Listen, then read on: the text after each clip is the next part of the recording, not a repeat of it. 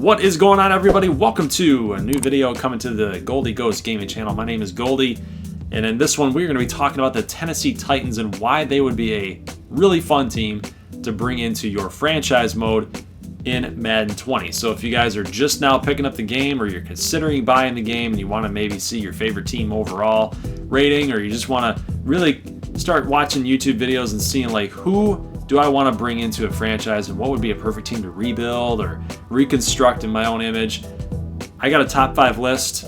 One of those teams was the San Francisco 49ers. I just posted that yesterday, so link is in the description if you guys had not seen that quite yet. But we're going to be talking about the Tennessee Titans, one of my favorite teams in all the NFL. Way back when I was a little kid, they used to be the Houston Oilers, and when they moved to Tennessee, Nashville Predators had just joined the NHL, and I'm like, man, Tennessee's got it going on. So they obviously were my team. Then they made the Super Bowl run, came up 1 yard short with Steve McNair. It sucked. But let's get right into it, guys. We're going to be looking at the salaries list here. We're not going to go over the depth chart. You guys already know who the starters are for this football team. And I like this screen because you can see 3 things. You can click on the view player card and go right to the player, and we can look at statistics from last season. We can see how many years are remaining on the contract, what the contract is worth, and then of course the overall rating and the age. So actually you see 4 things that are of some importance and of some value for when you're trying to construct a roster and figure out who you're going to get rid of or trade or just let go, not bring back, so on and so forth. So we're going to go over the quarterbacks first.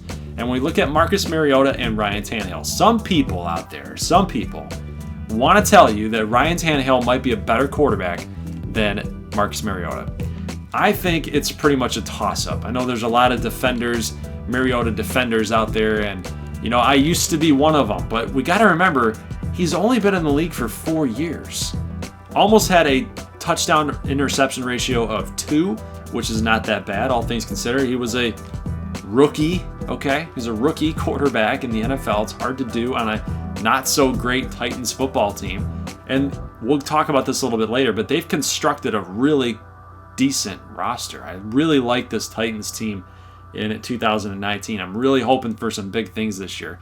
2016, they took a major step forward. I think he played the whole season, 26 touchdowns, 9 picks, 61%.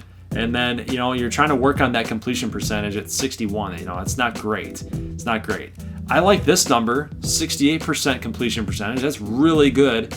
But in an injury-shortened season, it didn't do so hot. 11 touchdowns, 8 picks, 13 to 15 and 17. That's kind of hurts. That's kind of hurt a little bit. But he can run the football, can improvise a little bit. That's the label that he gets in this game. 5 touchdowns in 17. 2 touchdowns in 18. And then when we look at his quarterback skill set, they think he's an improviser, which kind of makes some sense. You like to roll him out, get him on the play action bootlegs, get him moving a little bit, RPOs. That's how you want to use Marcus Mariota. He's got the star potential. You can see the archetypes down below. He's definitely better as a field general or improviser. So whichever you want to use him as, I'd probably stick to improviser just because I think that's probably where he's the best at. Throw power's an 88, so he's not going to just be bombing it down the field all over the place. Throw on the run is an 87. That's actually better than a lot of the quarterbacks in this game. So Mariota, get him on the move, get him running a little bit. Under pressure, an 88. That's pretty solid. So he can make some accurate throws in the face of pressure. I like Mariota, but you got to use him properly. Ryan Tannehill, a good backup, a very good backup, especially when you got a guy that used to throw for 4,000 yards in a pass-heavy Miami Dolphins offense. And look at the completion percentages there. 66, 67, 64. Ryan Tannehill is not a bad quarterback. I think he just got a really bad draw out in Miami, and, they made changes and they needed to press the reset button, and now he finds himself here in Tennessee serving backup to Mariota. It could be worse. Titans fans. All right, talking about the running backs here, Dion Lewis, Derrick Henry, and Barnes. Dion Lewis is perfect in that pass catching role. Derrick Henry more of the pound it, that grit and grind type of power back. It's a pretty good illustration. An elusive back. I would have labeled him more as a receiving back, but Derrick Henry is definitely the power guy. Contract situation, you're not paying a whole lot for a pretty good player here in Dion Lewis. An 84 overall, you get him for 3 more seasons, so you can definitely build around Dion Lewis. But if you want to make room, for Derrick Henry to get that starting job, you could easily do that. I just wouldn't advise it because Dion Lewis is that short pass-catching type of running back that could easily help this offense move the football down the field, with Mariota being more of a short, West Coasty type of quarterback. Whether you decide to trade Dion Lewis is totally up to you, or move on from him, however you do it. You just know that Derrick Henry is going to be asking for a lot of money eventually. Even in real life, I think he's going to be asking for a lot of money. He's definitely come into his own as a featured running back. Had 215 attempts. Most guys have 200 attempts, and that's a pretty solid year. Went over for the 1,000-yard mark for his first time in his career. Had double digits of touchdowns. I think he's ready. I'm pretty sure I think he's ready. 15 receptions for 99. He's not going to catch the football, though, so that's exactly why you bring in a guy like Dion Lewis. Again, you're not even paying that much money for Dion. Derrick Henry's going to be asking for money eventually, so you might want to consider trying to save some cap space. We only have 19.6 available for this roster as it stands, but the running back situation is good out in Tennessee. Ryan Hewitt, utility fullback. That seems to be like the way that the NFL is really going with fullbacks. You want a guy that's going to be able to give you some run blocking and pass protection. They can catch the football. They can run the football. It's a utility type of players, but probably not going to be featured a whole lot in the offense. Corey Davis. This is one of my favorite players, my favorite wide receivers out of Western Michigan. Heck yeah, representing the Broncos. 2-year pro. He's an 82 in Madden, and he's considered a deep threat player. And look at the acceleration, the speed, the deep routes in 83, so he's got to work on that a little bit. Short route and medium route, all 83. Spectacular catch, 87. That's really good. It's really good. So you can definitely use some more aggressive type of catchings. I made that word up. Catching traffic is an 84. Catching is an 88. Jumping 92. So definitely a athletic wide receiver. He's ranked number 39 in all of the wide receivers in Madden. And we look at the stats from 2018. 65 catches, 891, so just missed out on a 1,000-yard receiving performance by 110 yards. Just 110 yards. That's let's see, that's 2 50-yard games and a 10. And so in 3-game span, just a 50-yard performance here, just a 50-yard performance there. What at 1,000 yards? Would have gone a long way, man, especially in your confidence. But he had 4 touchdowns, had the long of 51. He's a good player. I would expect big things from Corey Davis. If you're playing fantasy, go after Corey Davis. I don't think anybody's looking at him. Adam Humphries was a receptions machine out there in Tampa Bay with some quarterback issues. 76 catches, 61 catches. I mean, he came into his own as a reception/slot type receiver, had 5 touchdowns. So Humphries at 816 yards, he's a good number 2. I would think that Taywan Taylor would be the number 2 wide receiver, and then Humphries might be the slot. That's what he's best at, I guess you would say, is the wide receiver slot right there. Madden even says so. Not that Madden's word is Bible or set in stone, but Taywan Taylor, a deep threat receiver. I would be putting Taywan Taylor on the outside. He's a little small at 5'11" for being on the outside, but I think you can kind of scheme him open. Maybe even just run deep routes with Taywan Taylor and see what happens. But 37 catches, 466. He's a speedster, man. He's going to be a good one, I think. Might have a big year this season. Tajay Sharp. I love Tajay Sharp out of UMass, Massachusetts. 3-year pro. The thing that I love about this wide receiver core is that it's really young. It's really young, and then you've got Adam Humphries, kind of like that veteran presence. Even though he's not super old, but he's still kind of coming into his prime a little bit. This wide receiving core might be up to something special this season. And then you've got A.J. Brown, who was just drafted this season. A.J. Brown being the rookie, 22 years old. I like him. I think he's going to be a good one. Watch out for the Tennessee Titans wide receiving core.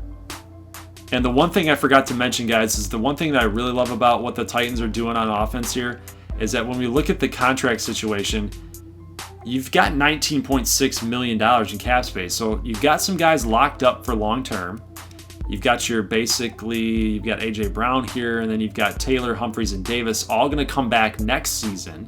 You could easily add another receiver, like a true number one guy, and then knock Corey Davis down to your number two. Humphries would definitely be your number three, and Taylor would be your four guy versus Taylor being your two, if that makes sense. So you definitely got room with money to spend and able to bring in a better receiver that can help push you over the top. And especially when we look at the tight end position, Delanie Walker, I mean, he's getting older. You might as well just wait him out. That would be my recommendation. He's a 92 overall receiving possession type of tight end. He's still got it. He's still got a little bit left in the tank. 2 years left.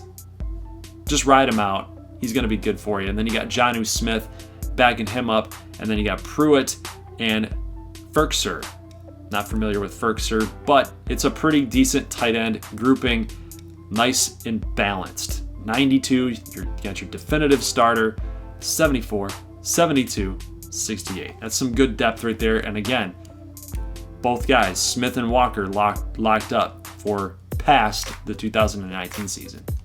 When we look at the offensive line, it's very, very young, which is something that I absolutely love about the Titans right now, especially considering you've got Derrick Henry for the future. Deion Lewis is still there. I love the Titans right now. I love what they're doing. Guys, I'm super excited about what's going to be able to happen for them in the future. But Taylor Lewan here for 5 more seasons. And the contract situation is kind of strange. It's kind of weird, right? It goes from 16 to 18, so it goes up.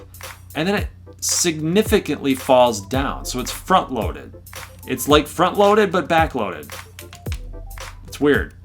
It's back-loaded in the sense where you go up $2 million from 19 to 20, but then you fall, which would indicate it's more front-loaded by $5 million. And then it goes back up again to 15 and then down to 14. So it's kind of a weird contract situation, but it is what it is. Taylor Lewan is here to stay for quite some time.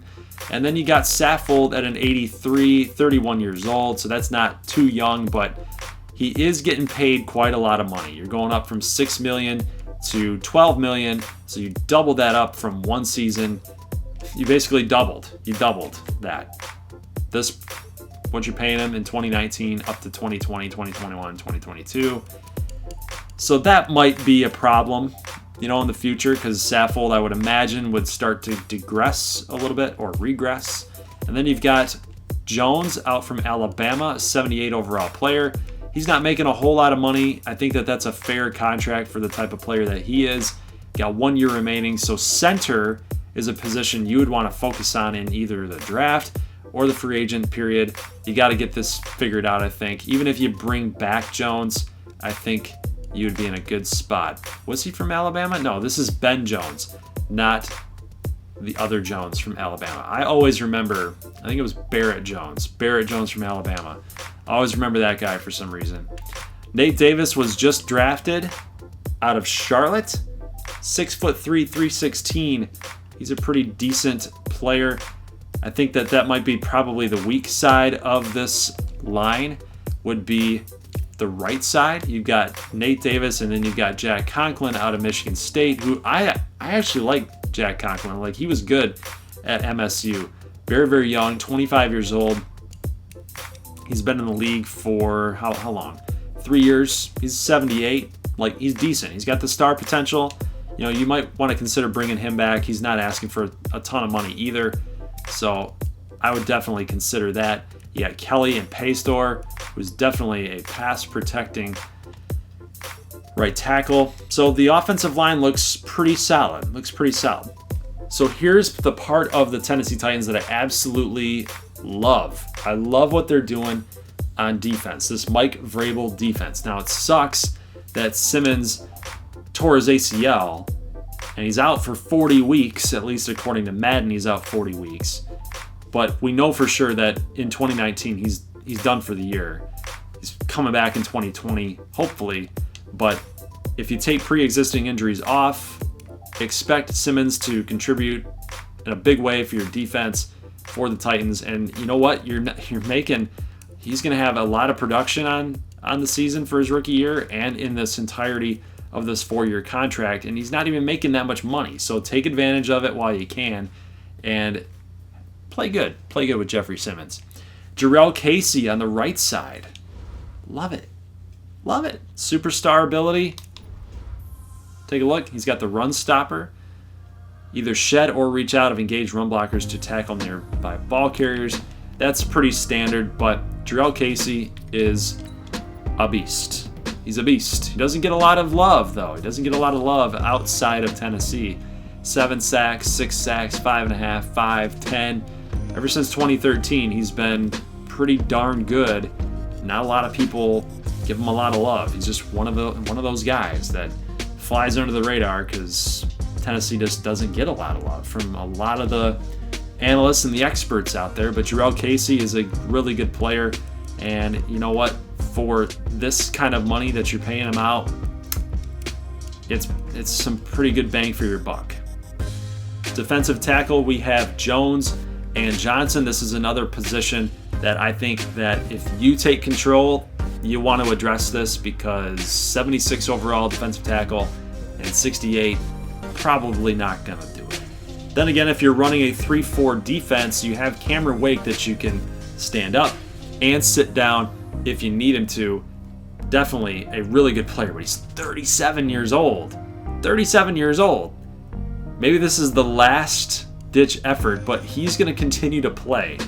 And you just better hope that he doesn't retire on you, because all this money's lost. Ooh. Walker, 68. Finch, a 64. I think the linebackers need a little bit of work, but that's why you've got all these middle linebackers right here. Jayon Brown out of UCLA. Rashaan Evans, right? This is a good one. Wesley Woodyard. I love the defense. I love the linebackers here, at least the middle linebackers. And then Harold Landry on the right side. Money. This is so good. It's a young defense with Evans, Brown, and Landry. It's nice. And then when we talk about Jeffrey Simmons right there, that's a good defender. Obviously, Casey and Cameron Wake are the two older guys on this defense. I love it. I think you're going to have a lot of fun playing with this defense, especially when they get older. You know, when Jayon Brown finally gets to the 80s and when Rashaan finally gets to an 85, like, this is going to be a pretty formidable defense. And I think you guys are going to like this. Talk about the cornerbacks. Adoree Jackson still on that rookie contract. He's making $3 million a year. That's pretty good value right now for Adoree Jackson. I would not even talk about extending him right now. Get him down to that 1-year contract and then worry about it, because you're still paying Logan Ryan $10 million. And then Malcolm Butler, as a 79 overall player, you're paying him $13 to $14 million at the end of his contract. So kind of concerning a little bit. That's really where your money's going to be going, is some older corners. So I would think about trying to address getting younger at cornerback and going from there. But it's a pretty good group, especially when you have Malcolm Butler as your number 3. I'm pretty sure Logan Ryan is probably your number 3 in real life, and Butler's going to be the number 2 guy, with Adoree Jackson being the number 1. But this is definitely a position of interest that you want to look at either in free agency or draft. Free safety, Dane Cruikshank, and then Kevin Byard, one of my favorite safeties in the league. And look at what he's got. He's still on his rookie contract as well. He's an 89 overall player. So you got to start thinking about how you're going to afford Byard and Jackson and even Derrick Henry, like I talked about earlier about the offensive players. And then with strong safety, you got Vaccaro and Amani Hooker out of Iowa. I like it. He's got 4 years left on his contract. Even if they decide to not let him go, you're not paying a ton of money either for Kenny Vaccaro, who's in on almost every single play. Got that star potential, his scheme fit, it works. You keep on keeping on with Kenny Vaccaro, you hold on to this player. Ryan Suckup, not much to say about him. I usually just kind of leave the kickers to their own thing, but Ryan Suckup's a pretty decent kicker. And then Ben Kern, or Brett Kern. I get Ben and Brett mixed up. I did that with the center. But Brett Kern, star potential or star progression rate. He's a pretty good one. He's a pretty good punter. I like what the Tennessee Titans have been doing. So the big thing with the Tennessee Titans is the salary cap situation, kind of like what I just talked about with the San Francisco 49ers, except with the Titans, I feel like they have a lot more going on for them as far as young players are concerned. They have a young core, they have a young group. It's just a matter of knowing what to cut and when. Because you don't want to cut Malcolm Butler or get rid of him too soon. He's 29 years old. He's only getting older. And he's only going to get more expensive. So the strategy here is to possibly even consider signing a guy that's younger, that's got some potential, that's going to surpass Malcolm Butler in ability. Maybe you draft a guy that's just like a 77 overall corner, like that right there. An early cornerback to complement Adoree Jackson would be huge, because then you're getting a guy on his rookie contract. He's going to exceed and surpass a guy like Malcolm Butler. And eventually, you're going to be thinking, like, why am I even paying Malcolm Butler as a 75 overall player? Like, this is a stupid contract, you know? So those are things that you'd want to consider with the Titans. You got a young core. You're able to compete.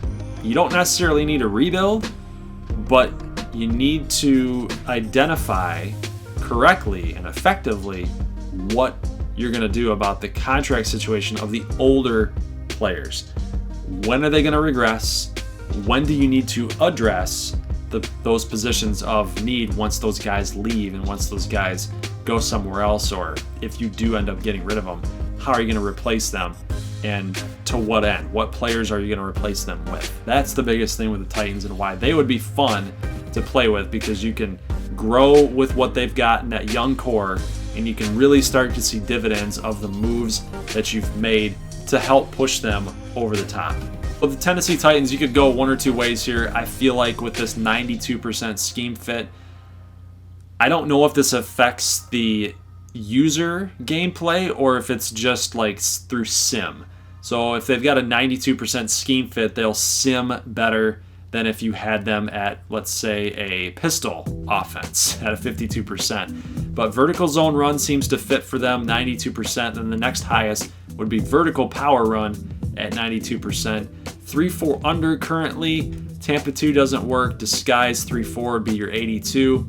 And 4-6 defense always seems to work better with 3-4 defenses that have already been set up. Like, obviously, with the Titans, you have linebackers like Landry and Wake who can sit down and stand up.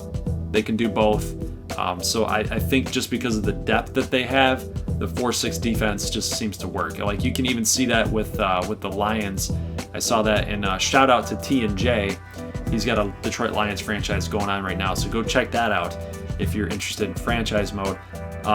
But he even was playing with some of the schemes, and a 4-6 like shot the Lions up like big time with scheme fit. But we're just going to keep them at even a base 3-4 would be a 95% for the Titans, but they like that 3-4 under, so I'll keep it there. But yeah, then you can see the formations in the sets and how many plays in each playbook. I like that. I don't think they had that in Madden 19. I could be wrong. All right, guys, so that's going to be it for today's episode of why you should bring X team into your franchise mode for Madden NFL 20. Hope you guys enjoyed it. I know that I like talking football. I like talking any sport, really, and kind of get those juices flowing.